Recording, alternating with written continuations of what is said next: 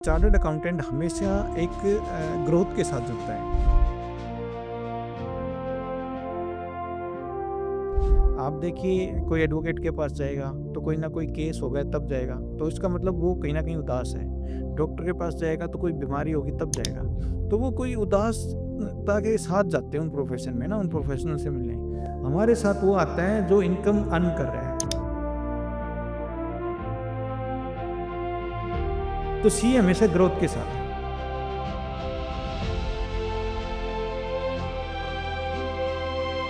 क्योंकि जब मैंने कॉर्पोरेट स्टार्ट किया तो जो मेरे सीनियर थे वहाँ पे चार्टर्ड अकाउंटेंट थे, वो जब वो मिलते तो वो जो बच्चे जो गाँव से निकल के जो कर सकते हैं ना, वो शहर वाले हो सकता है उतना ना कर पाएँ। क्योंकि वो फैमिली पीस वहाँ पे ज़्यादा है गाँव में। तो सर जब आपने 10th की तो ये गाइडेंस कहाँ से मिली कि कॉमर्स लेते हैं या फिर वो ऑप्शन ही वही था इसलिए लिया था सीए बाद में फिगर आउट किया? नहीं एक्चुअली जैसे most of the students in villages होता है कि ज़्यादा नॉलेज होती नहीं किसी के बारे में भी, और मेरे पेरेंट्स भी कोई ख़ास पढ़े लिखे नहीं थे।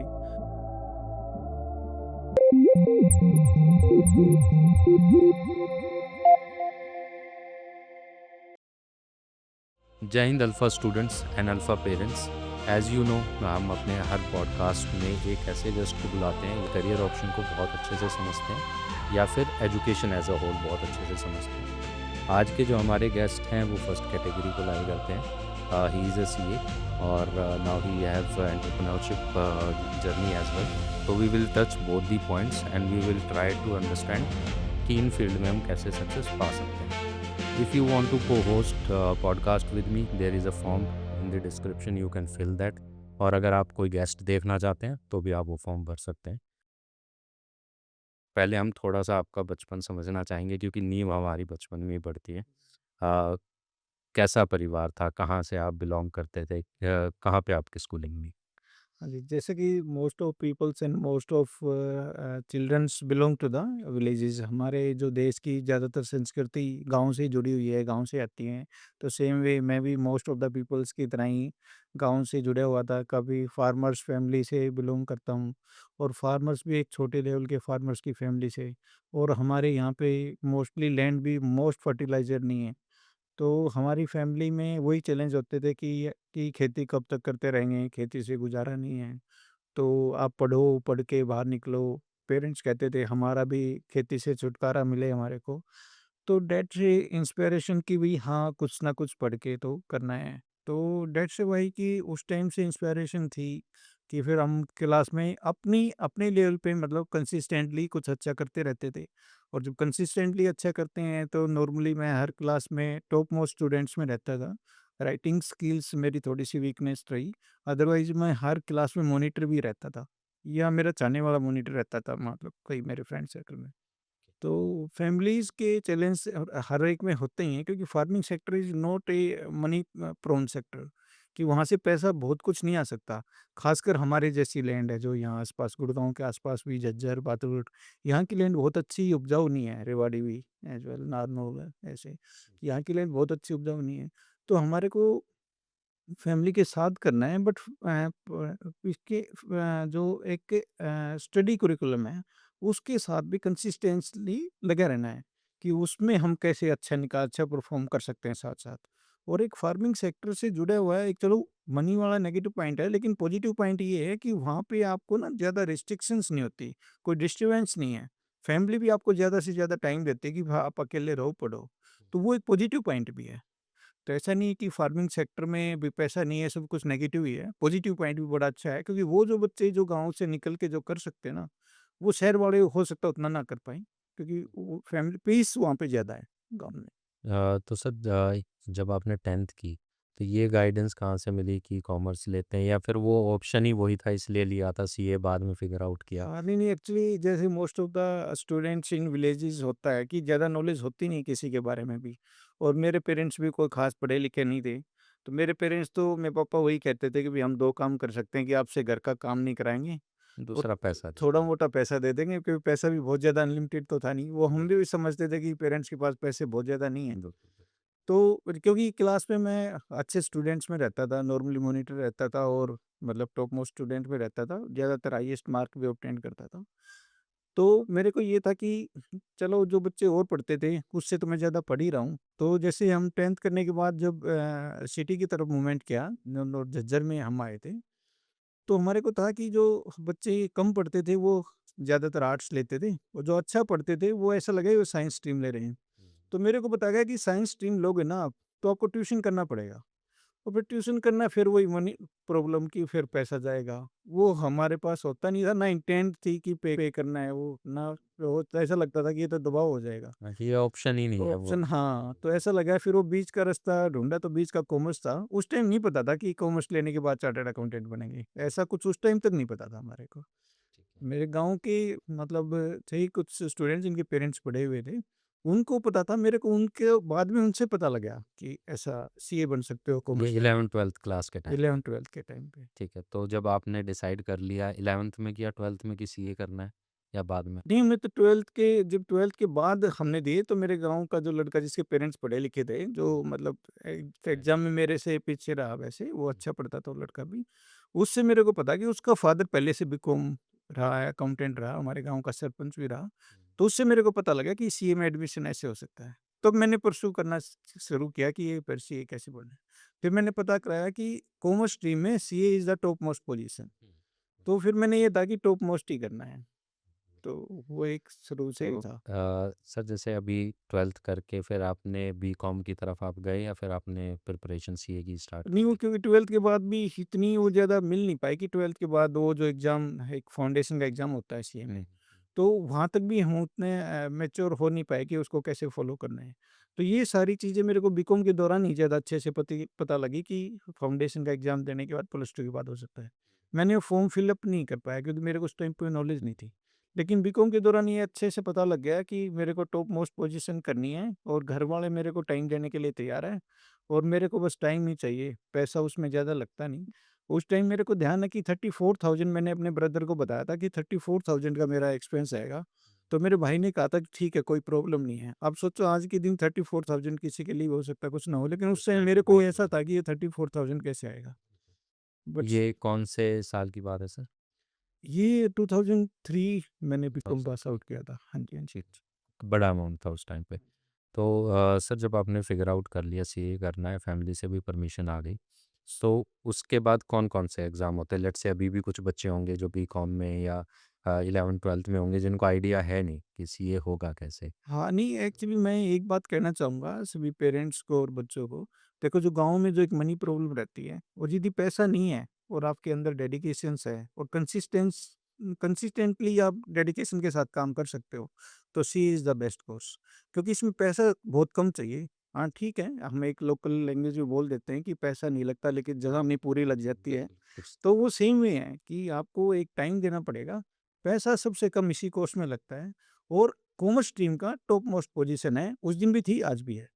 इसके लिए सर जैसे मैंने फॉर्म भरा फर्स्ट ईयर में तो मेरे को जैसे फर्स्ट लेवल पास करना है, सेकंड लेवल करना है, तो वो कैसे-कैसे होता है थोड़ा-सा? इसमें ऐसा होता है, पहले भी ऐसा था, आज भी ऐसा ही होगा, वो एक बार चेक भी कर सकते हैं। +2 के बाद एक एग्ज़ाम होता है जिसको एंट्रेंस टेस्ट बोलते हैं, पहले सीपीटी भी बोल देते थे, इसको फाउंडेशन भी बोलते थे, आज भी फाउंडेशन बोलते हैं। P1 भी बोलते थे एक बार, आज भी फाउंडेशन बोलते हैं। या तो +2 के बाद आप जैसे क्वालीफाई करते हो एग्ज़ाम, उसके बाद अप्लाई कर सकते हो। वो एक टेस्ट होता है, वो टेस्ट के बाद आपका एडमिशन हो जाता है। वो भी एक एंट्रेंस टेस्ट होता है, जैसे आप नीट वगैरह का ऐसे करते हैं इस लाइन में, सेम वे वहाँ पे भी ऐसा फाउंडेशन है। और फिर आपका एक तरह से आप एडमिशन हो जाएगा उसमें आपका।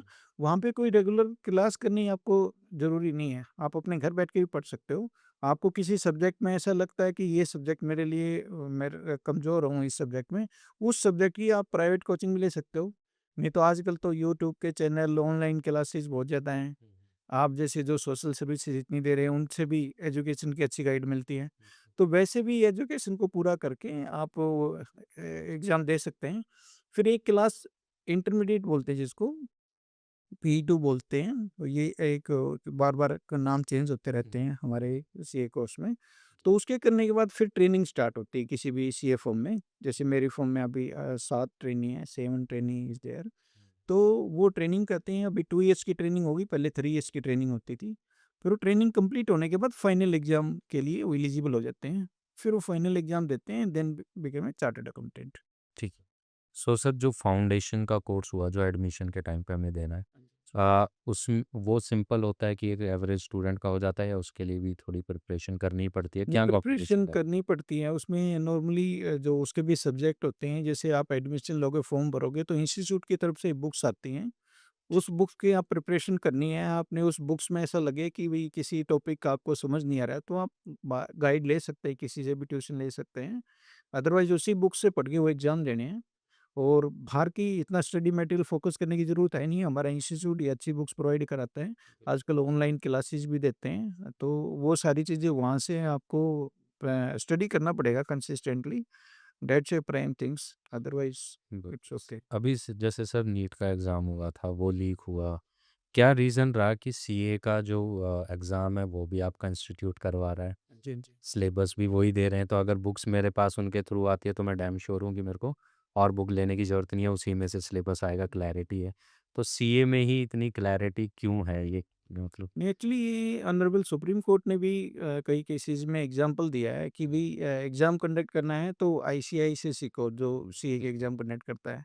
और सेकंड थिंग इज दैट कि नीट क्वालिफाई करना या कोई भी कैट या जो आपका आईआईएम में भी एडमिशन लेते हो, इनके डिफरेंट कॉलेजेस हैं, हुँ, डिफरेंट यूनिवर्सिटी हैं, ठीक है। लेकिन हमारे इंस्टीट्यूट का पूरे इंडिया में एक इंस्टीट्यूट है, वो एग्जाम कंडक्ट कराता है। इवन फॉरेन में भी काफ़ी सेंटर्स या आईसीआई कंडक्ट करता है, जैसे दुबई में है। ओके। तो इस तरह से आउट ऑफ इंडिया भी आईसीआई एग्ज़ाम कंडक्ट कराता है, और ये अभी तक का फुल प्रूफ है कि इसके पेपर कभी लीक नहीं हुए। और मतलब ये भी फुल प्रूफ है कि कोई भी बच्चा मतलब ऐसे बाईपास करके कोई पास नहीं हो सकता। ठीक है सर, फाउंडेशन में मेरा एडमिशन हो गया। अभी 1 साल तक मेरे को पूरा स्टडी करना है जो कंटेंट मेरे को इंस्टीट्यूट ने दिया है।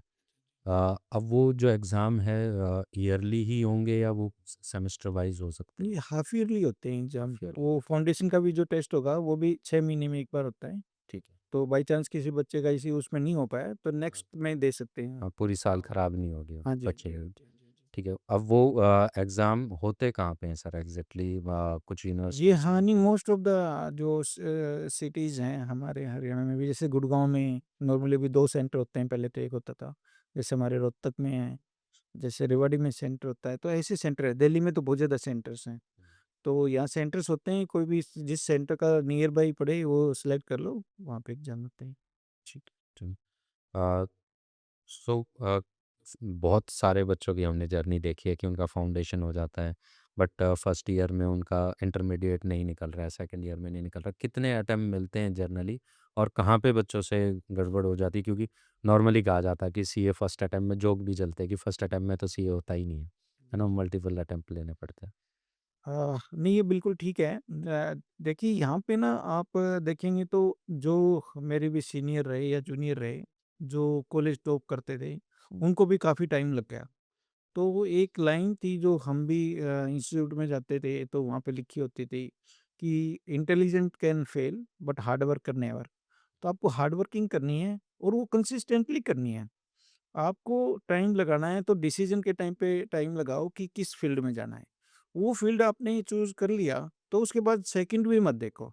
ज़्यादातर फेलियर इसलिए होती है कि बीच-बीच में बच्चे से ना सेकंड ऑप्शन देखते रहते हैं। अकाउंटिंग कर लेता हूँ। अकाउंटिंग कर लेता हूँ, गवर्नमेंट सर्विसेज़ की तैयारी कर लेते हैं या कुछ और लाइन में कर लेते हैं, या एमबीए कर लेते हैं, या जस्ट लाइक कि क कहीं और अकाउंटेंट की सर्विस ही कर लेते हैं, या फिर एमकॉम करने लग जाते हैं। मतलब वो फिर हाँ, ना वो जो डाइवर्जन हो जाता है फिर। आपके लिए सबसे बड़ा एक तरीके से एडवांटेज था हाँ जी, कि हाँ आप जी। घर से पढ़ाई कर रहे हो, टाइम है, वो हाँ, डिसएडवांटेज बन डिस जाता है, हाँ जी, हाँ आप जी, हाँ जी। डिस्ट्रैक्ट हो जाते हो। वो सेकंड ऑप्शन नहीं रखना चाहिए, एक है पर यही क्लियर करो। मेरे भी मन में आए कि मैं अब एलएलबी कर लेता हूँ, तो घरवालों ने कहा नहीं और कुछ नहीं करना, अब यही करना है। तो फिर मतलब जब रास्ते बंद हो जाते हैं तो फिर टू द पॉइंट बात होती है तो। ठीक है। इंटरमीडिएट के बाद जब सर ट्रेनिंग की तरफ हम आते हैं। तो जब इसमें मैं एक 1 मिनट आप बीच को टोकना चाहूँगा। जी सर। आप इसमें 2 ऑप्शन होते हैं, या तो प्लस 2 के बाद आप एंट्रेंस के थ्रू आओ, या बीकॉम यदि आपने कर लिया है तो बीकॉम के बाद डायरेक्ट एंट्री है। वो तो परसेंटेज सेकंड है, ईयर मोर में देन 50% हो जाता है, तो डायरेक्ट आप इंटरमीडिएट के एग्ज़ाम दे सकते हो एडमिशन लेने के बाद। ओके, तो ओके। इसमें 2 रास्ते हैं एग्ज़ाम तो लेने के अगर या मैं तो प्लस 2। बीकॉम करके आ रहा हूँ तो उस केस में भी मेरे 2 साल सेव हो रहे हैं। हाँ जी, हाँ जी, और बीकॉम में भी आ सकते हो आप, बीए के बाद भी आ सकते हो और बीएससी के बाद भी आ सकते हो। ऐसा भी अच्छा। ज़रूरी नहीं है कि बीकॉम के बाद ही आना है।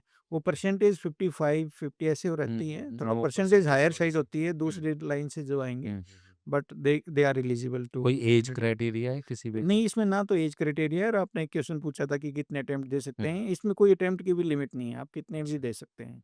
Okay, okay.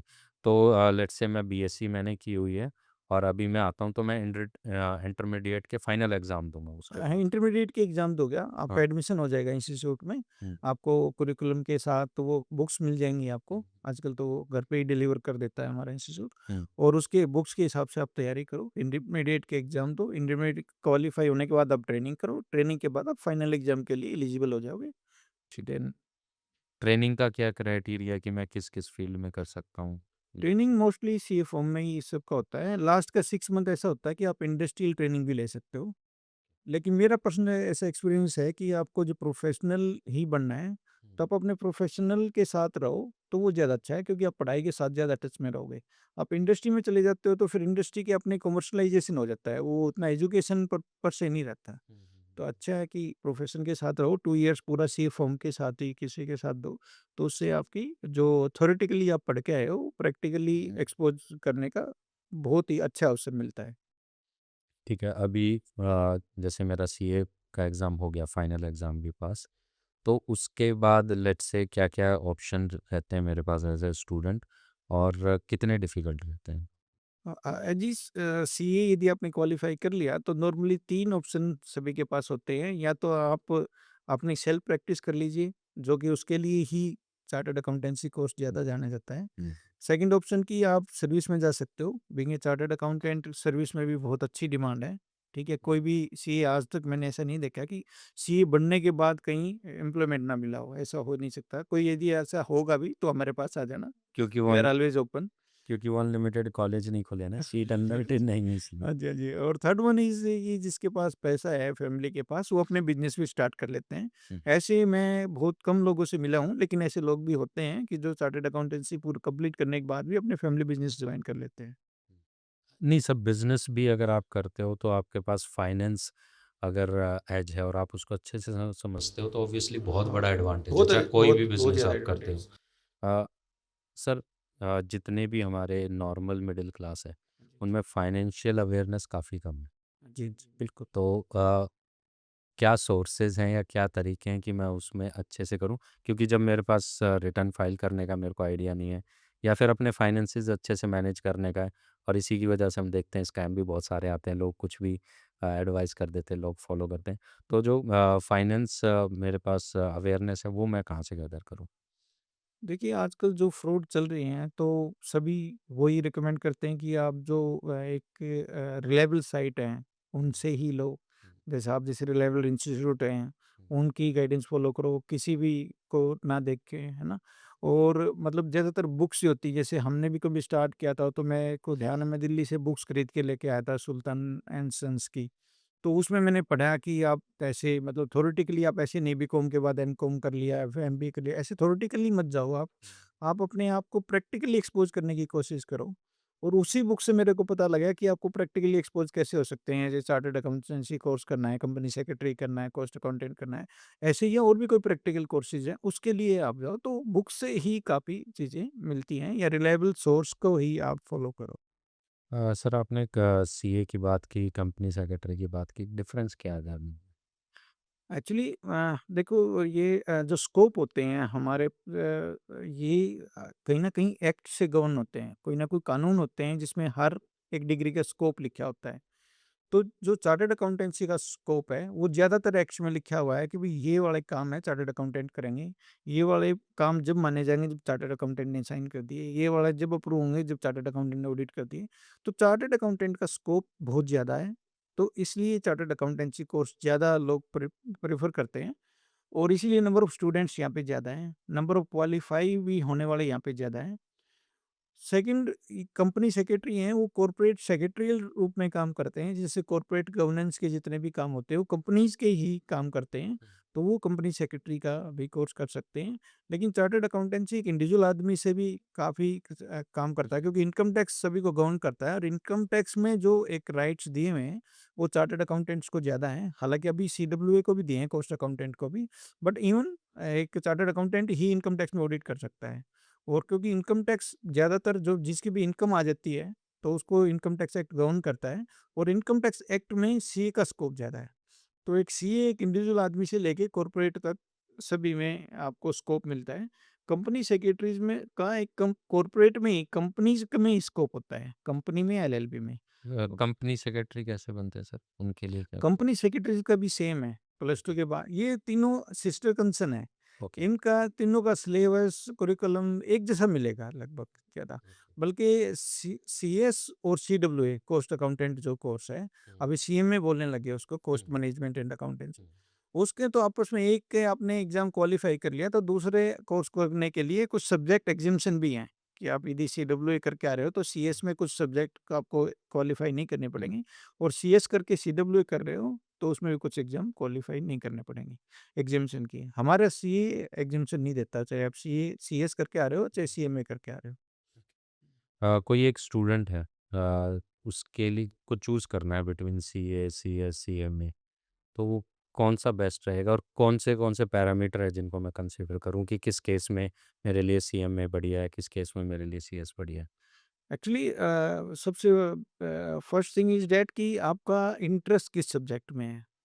जैसे कंपनीज एक्ट का होता है, जैसे हमने तो पहले बीकॉम किया तो हमारे को पता लग गया कि भाई, लेकिन जो बच्चे प्लस टू करने के बाद आते हैं उनका थोड़ा सा उनको पहले एक एक समझाना पड़ेगा कि क्या क्या स्कोप है, क्योंकि वो उतने उस लेवल तक नहीं पढ़े होते, क्योंकि बीकॉम में ही सारे सब्जेक्ट आते हैं ज़्यादातर।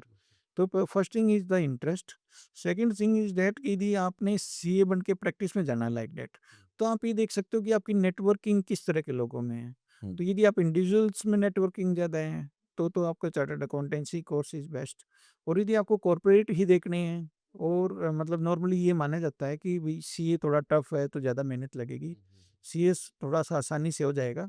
मेबी ये ऐसा ना हो सकता हो, लेकिन इंटरेस्ट है, यदि आपका कॉर्पोरेट में इंटरेस्ट है और आप चाहो तो सीएस में ही है तो वो सीएस भी कर सकते हैं। यदि किसी का इंटरेस्ट मैन्युफैक्चरिंग सेक्टर में है, कॉस्टिंग से है कि उसकी कॉस्ट कैसे इवैल्यूएट की जाएगी वो, तो सीएमए में जा सकते हैं। सीएमए कॉस्ट अकाउंटेंसी ज़्यादातर मैन्युफैक्चरिंग से जुड़ा हुआ है। गवर्नमेंट को काफ़ी सेक्टर्स में ये डिसाइड करना होता है कि इस प्रोडक्ट की कॉस्टिंग कितनी है, क्योंकि गवर्नमेंट भी चाहती है कि मार्केट में जो प्रोडक्ट जाए उसकी प्राइस जो है बहुत ज़्यादा ना हो। तो उसको कॉस्ट कैसे सर्टिफ़ाई किया जाए, इसकी कॉस्ट कितनी है, वहाँ पे कॉस्ट अकाउंटेंट ही काम करते हैं। उनका कॉस्ट अकाउंटेंट का ही वहाँ पे स्कोप है। वो चार्टर्ड अकाउंटेंट भी वो काम नहीं करते, ना कंपनी सेक्रेटरी करते। तो हर कॉस्ट अकाउंटेंट के अलग ऑडिट है। जितने भी मैन्युफैक्चरिंग कंसर्न है 100 करोड़ से ऊपर होता है, तो वहाँ कॉस्ट अकाउंटेंट ऑडिट करते हैं। 35 सीआर से ज़्यादा टर्नओवर है तो कॉस्ट रिकॉर्ड्स मेंटेन करने कंपल्सरी है। तो वहाँ पे कॉस्ट अकाउंटेंट का एक अपना स्कोप है। तो जिस बच्चे का जिसमें इंटरेस्ट हो, उसी में जाना चाहिए। एक अपना भी नेटवर्किंग है, जैसे पता लगता है कि मेरे तो कंपनी 50 है, तो that's company secretary is also good for that. Okay.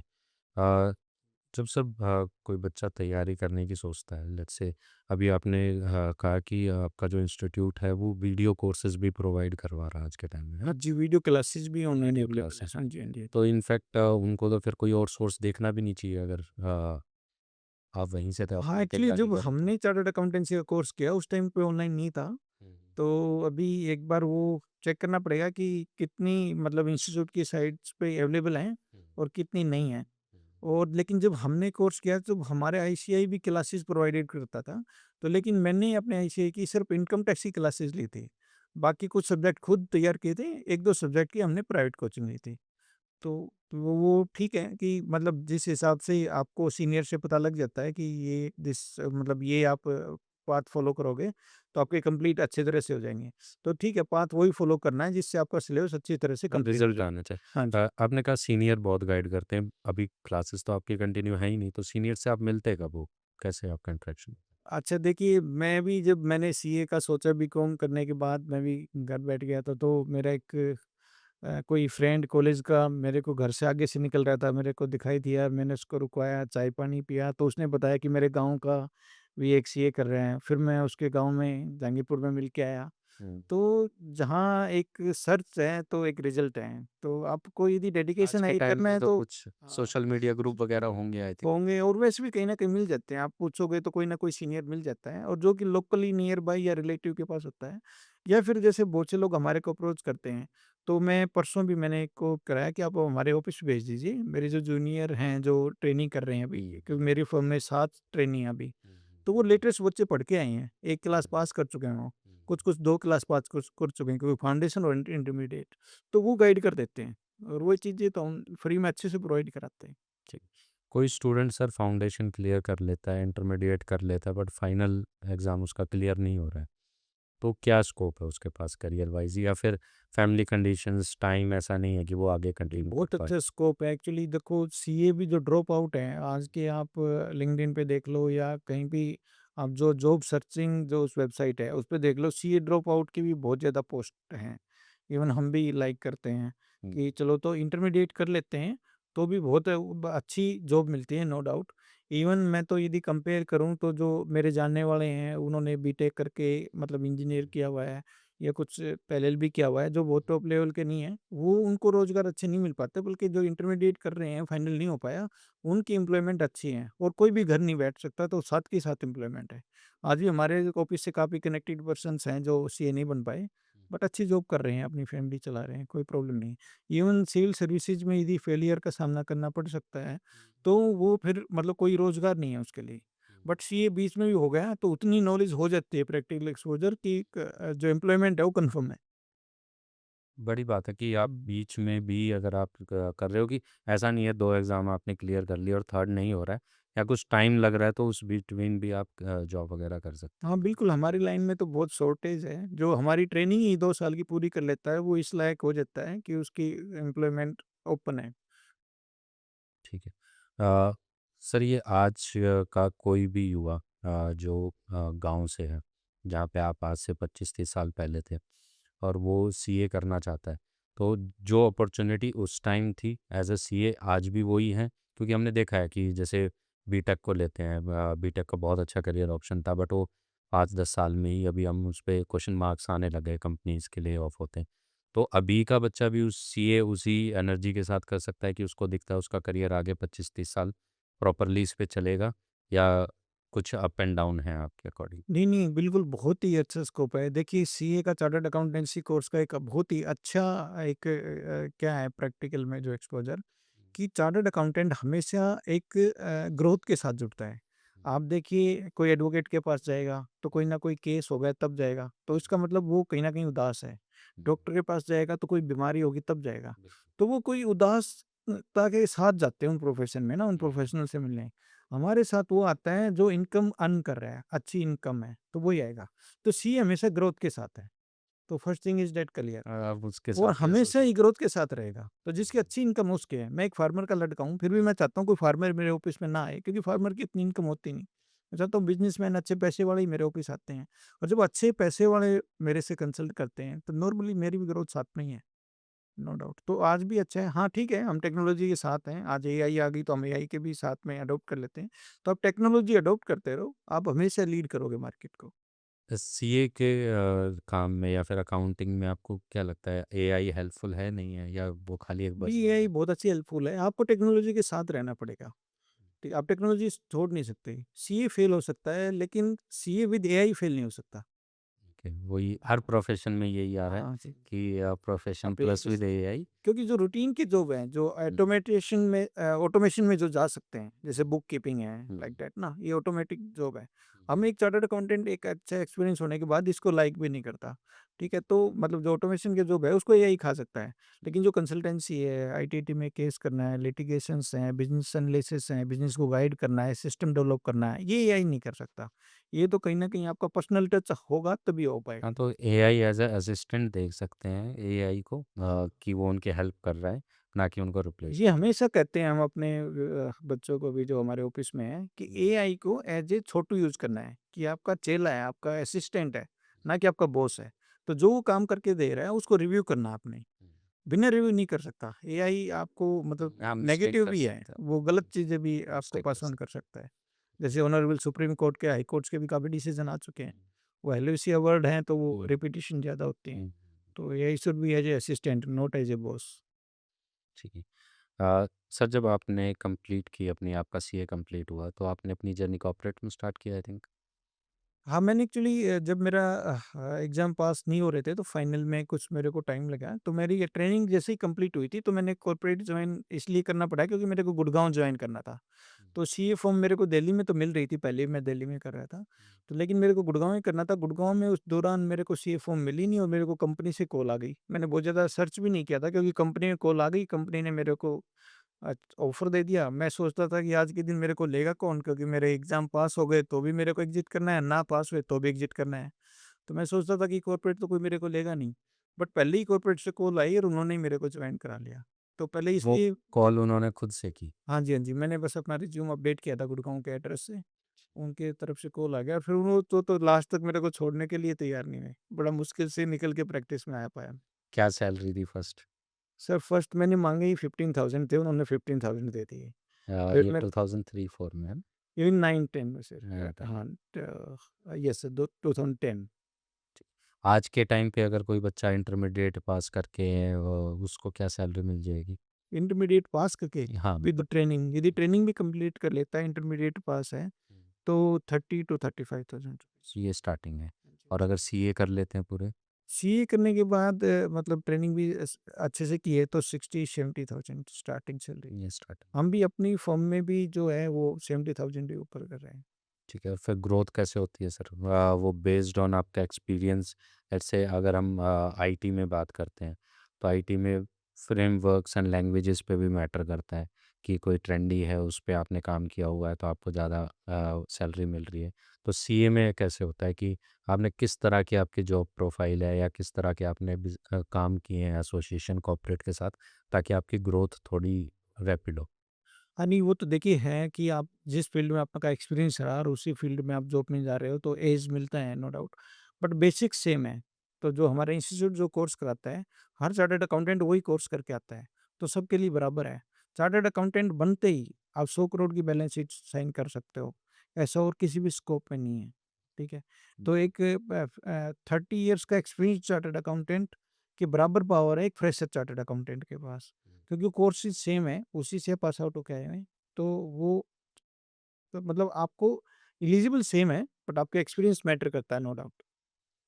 जैसे बाकी की फील्ड में सर आप कंटिन्यू रखते हो अपनी लर्निंग लेट्स से एक डॉक्टर है वो मास्टर्स कर रहे हैं, पीजी कर रहे हैं, उसके बाद भी डिप्लोमा कोर्सेज कर रहे हैं। तो सीए में भी ऐसे ही होता है कि आप कुछ कुछ नए कोर्सेज वगैरह कर रहे हो जिससे आपकी रैपिड ग्रोथ हो, या फिर ये है कि आपको खाली एक्सपीरियंस गेन करना है? नहीं, नहीं, सीए में भी ऐसा ही हमारा इंस्टीट्यूट पोस्ट डिप्लोमा कोर्स कराता रहता है। ठीक है। जैसे मैंने चलो ये तो मैंने एलएलबी बाद में किया मैंने हम्म, बाहर और स्कोप अपना अर्न करने के लिए क्योंकि बीइंग ए चार्टर्ड अकाउंटेंट सिर्फ़ आईटीटी ट्रिब्यूनल तक प्रेज़ेंट हो सकता है। हम्म, हाई कोर्ट या सुप्रीम कोर्ट जाने के लिए आप एज़ एन एडवोकेट होना चाहिए, तो इसलिए हम्म, मैंने एलएलबी बाहर से किया। हम्म, अदरवाइज़ मैंने अपने इंस्टीट्यूट का भी जैसे पोस्ट क्वालिफ़िकेशन जो कंकरेंट ऑडिट के लिए इन्फॉर्मेशन टेक्नोलॉजी ऑडिट होता है, एनजीओ ऑडिट होता है, इंटरनेशनल टैक्सेशन का कोर्स होते हैं। आप एटी होता है जैसे इंफॉर्मेशन टेक्नोलॉजी ऑडिट हम्म। होता है। ऐसे पोस्ट आपकी क्वालिफ़िकेशन भी कोर्सेज़ हमारे इंस्टीट्यूट ऑफ़र करता है कि आपको जिस स्पेशलाइज़ेशन में जाना है, वहाँ पे भी कोर्सेज़ अवेलेबल हैं। ये सारे कोर्सेज सीए होने के बाद के हैं या कोई लेट्स से वो बैकग्राउंड से नहीं है वो भी कर सकते हैं? नहीं वो उसमें सीए हमारा जो इंस्टीट्यूट कराएगा वो मेंबर्स के लिए वो कराएगा। सीए हाँ होना जी, हाँ जी। ज़रूरी है। ठीक है। अ, और भी बहुत इन्फॉर्मेशन सर ऐसी होगी जो सीए जो आपके इंस्टीट्यूट की वेबसाइट है उसी पे स्पेसिफिकली मेंशन है। एक्चुअली जो भी बच्चा जाता है ना तो उसको प्रोस्पेक्टस देते हैं। तो प्रोस्पेक्टस को ही ध्यान से पढ़ते हैं ना तो उसमें सारी इन्फॉर्मेशन उस लेवल की कवर हो जाती है। कहाँ पे है सर इनका ऑफिस? हमारा इंस्टीट्यूट का जो हेड ऑफिस है ये आईटीओ में भी है, इनकम टैक्स ऑफिस के नाम से जाना जाता है हम्म। और हमारी एक बिल्डिंग बड़ी बिल्डिंग अभी सादरा में है, जो दिल्ली में ही है। तो वहाँ पे कोई भी स्टूडेंट जा सकता है प्रोस्पेक्टस हाँ, लेके हाँ, आ हाँ, सकता है? वो और वेबसाइट तो है ICI.org की वेबसाइट है, तो उस पर भी वो मिल जाएगा।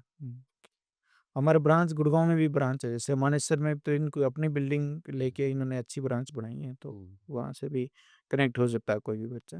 अच्छा, ऑफलाइन क्लासेस भी हो सकती हैं या ऑनलाइन ही होती हैं अगर कोई बच्चा अभी नहीं, नहीं परचेस भाई कर जो रहा है? इंस्टीट्यूट जो क्लासेस देता था वो अब सारी ऑफ़लाइन ही देता था। अब ओके। भी तब क्योंकि ऑनलाइन का इतना हो गया तो हम्म। मेबी वो वो सॉल्व ऑफलाइन करना कहाँ तो पे होती हैं?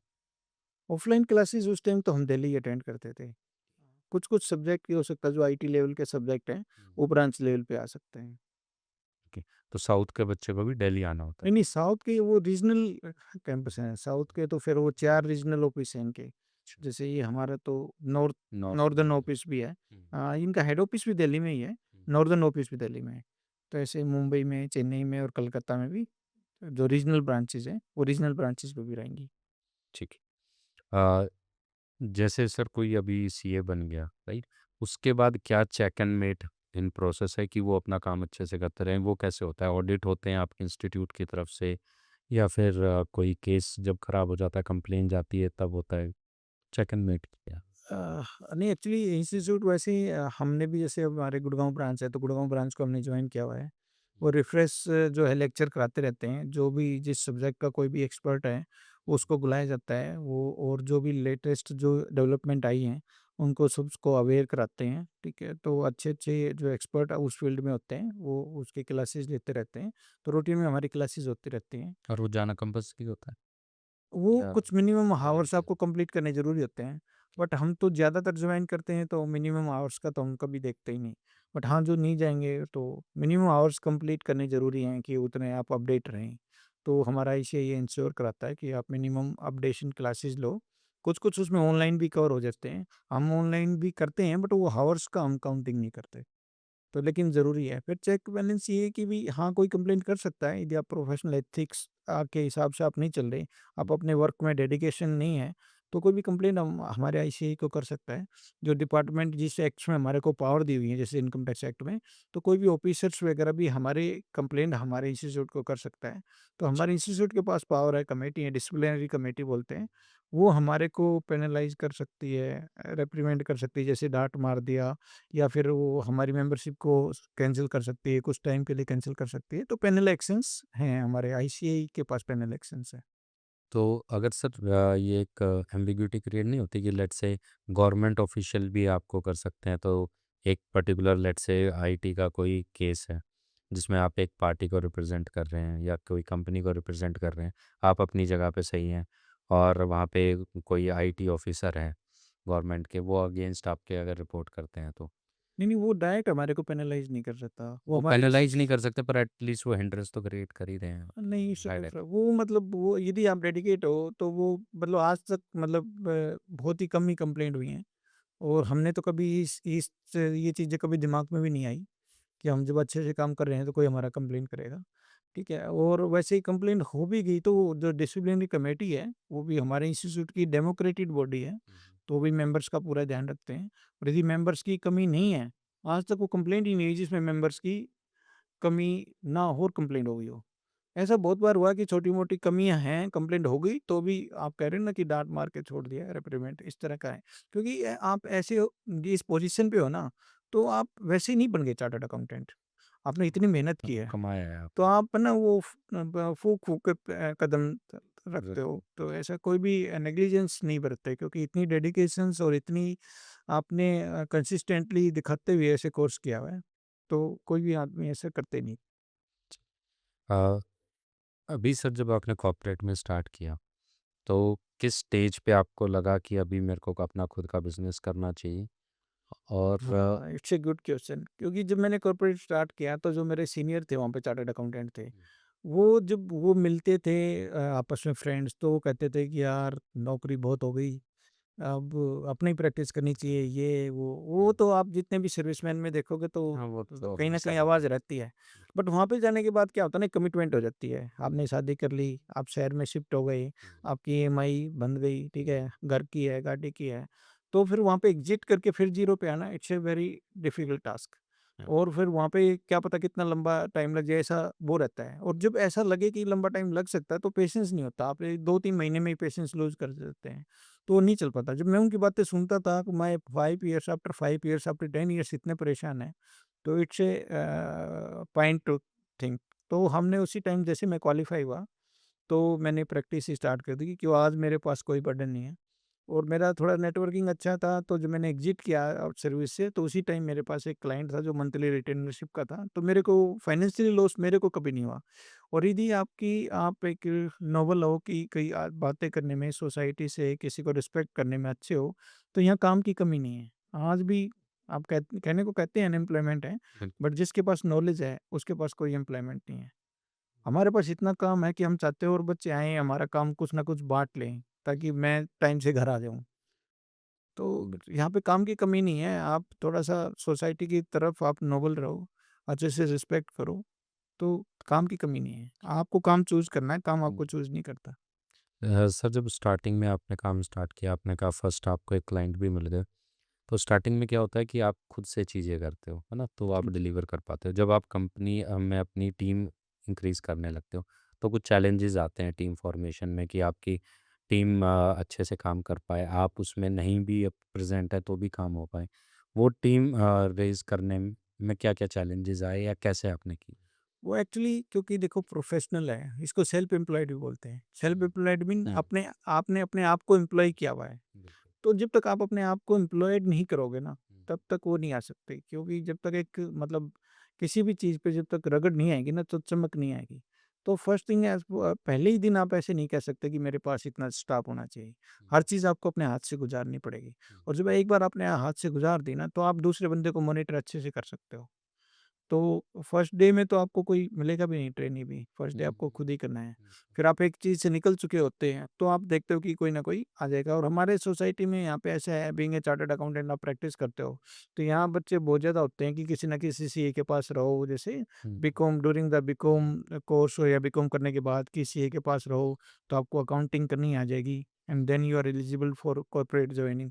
तो इस तरह फिर ट्रेनिंग वाले मिल जाते हैं। फिर बाद में तो ट्रेनिंग के लिए अच्छे आते रहते हैं। आपको चूज़ करना पड़ता है कि उस बच्चे को लोगे कि जो कम से कम 1-2 साल रहे ऐसे। हुँ। स्टार्टिंग में तो सारी डिलीवरी आपको खुद ही करनी है और वो अच्छे भी है, नो डाउट। हाँ, वो आपको अच्छे से चीज़ें हाँ आती जी। थी। अ, सर अभी बात करते हैं कि लेट्स से कोई जैसे नीट में होता है, जेईई में होता है कि मैथ्स कंपल्सरी है, बायो कंपल्सरी है। तो ऐसे ही कॉमर्स में कौन से सब्जेक्ट कंपल्सरी है अगर मेरे को सीए में एडमिशन लेना है? मैथ्स कंपल्सरी है वहाँ पे या नहीं है? नहीं ऐसा कुछ नहीं है, ऐसा सोसाइटी में बोलते हैं कि भई मैथ स्ट्रॉन्ग होना चाहिए तभी आप सीए करोगे, बट ऐसा कुछ है नहीं। हालाँकि हम मैथ में काफ़ी अच्छे रहे, बट मेरे को नहीं लगता कि आप मैथ में बहुत ज़्यादा अच्छे नहीं हैं तो आप सीए नहीं कर सकते, ऐसा नहीं है। हाँ, आपकी कैलकुलेशन तो नॉर्मल में देखो जो बिज़नेस करते हैं कैलकुलेशन तो उनकी भी स्ट्रॉन्ग होती हैं। हाँ, तो बिल्कुल। कैलकुलेशन तो बाय डिफ़ॉल्ट चीज़ें बच्चों में आ ही जाती हैं, but it's not a precondition. तो अपार्ट फ्रॉम हार्ड वर्क अगर कोई बच्चा सीए करना चाहता है तो क्या चीज़ उसमें होनी ज़रूरी है कि हार्ड फर वर्क अलोन एंश्योर्स कि वो सक्सेस मिल जाएगी उसको? नहीं हार्ड वर्किंग यदि सीए कर रहे हो तो पेशेंस भी और कंसिस्टेंसी तो पेशेंस से भी पहले है। हुँ। आपको डेली अपने आप ही रिकॉर्ड मीट करने हैं, अपने ही रिकॉर्ड तोड़ने हैं, डेली अपना ही एक टाइम टेबल फ्रेम लगाना है और उसको कंसिस्टेंटली फॉलो करना है। आप नॉर्मल को कंसिस्टेंटली करोगे ना, तो यू बिकम अबनॉर्मल पर्सन। हुँ। बिल्कुल। अ, सर जब सीए टाइम लेता है ना? क्या होने के लिए कि लेट्स से सेकंड एग्ज़ाम है, थर्ड एग्ज़ाम है, उसमें टाइम जा रहा है।